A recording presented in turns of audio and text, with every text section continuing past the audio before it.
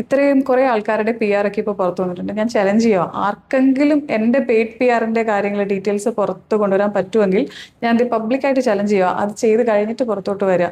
പിന്നെ ശോഭയുടെയും എനിക്ക് പെട്ടെന്ന് അങ്ങനെ പ്രൊവോക്കേഷൻ അങ്ങനെ ഏശുന്ന ആളല്ല ശോഭ. പിന്നെ പറഞ്ഞ് അങ്ങ് എക്സ്ട്രീം ആയപ്പോഴത്തേക്കും ലക്ഷങ്ങൾ എന്നൊക്കെ പറഞ്ഞു. ഞാൻ എവിടെ എനിക്ക് ഫുഡിന് ഏറ്റവും കൂടുതൽ പൈസ ചിലവാകുന്നത്, അല്ലാതെ വലിയ ചിലവ് എനിക്കില്ല. അപ്പോൾ ലക്ഷങ്ങളൊക്കെ എടുത്ത് മുടക്കി എന്നൊക്കെ പറഞ്ഞാൽ ഒരിക്കലും അത് അടിസ്ഥാനരഹിതം എന്നൊക്കെ പറഞ്ഞ് തള്ളിക്കളയാൻ വേണമെങ്കിൽ പറ്റും. പക്ഷെ ഞാൻ സർക്കാസ്റ്റിക്കലി അതിന് റിപ്ലൈ കൊടുത്തിട്ടുണ്ടായിരുന്നു. പിന്നെയും ശോഭ പിന്നെയും സർക്കാസ്റ്റിക്കലി റിപ്ലൈ തരാൻ വേണ്ടിയിട്ട് എൻ്റെ അടുത്ത് വന്നപ്പോഴത്തേക്കും ആണ് അതിന് ഉത്തരം പറയേണ്ടി വന്നേ. പക്ഷെ ഒരു കാര്യം പറഞ്ഞോട്ടെ, എനിക്ക് സീസൺ 7 ആൾക്കാർക്ക് തന്നെ എനിക്ക് റിപ്ലൈ കൊടുക്കണമെന്നില്ല. ഈ സീസൺ 5 എന്ന് പറഞ്ഞ ഒരു 3 വർഷം മുന്നത്തെ കാര്യമല്ലേ.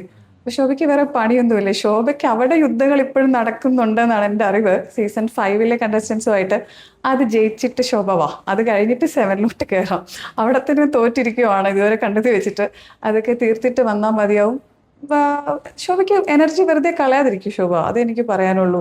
നിർത്തിയിട്ട് പോകും പ്ലീസ്.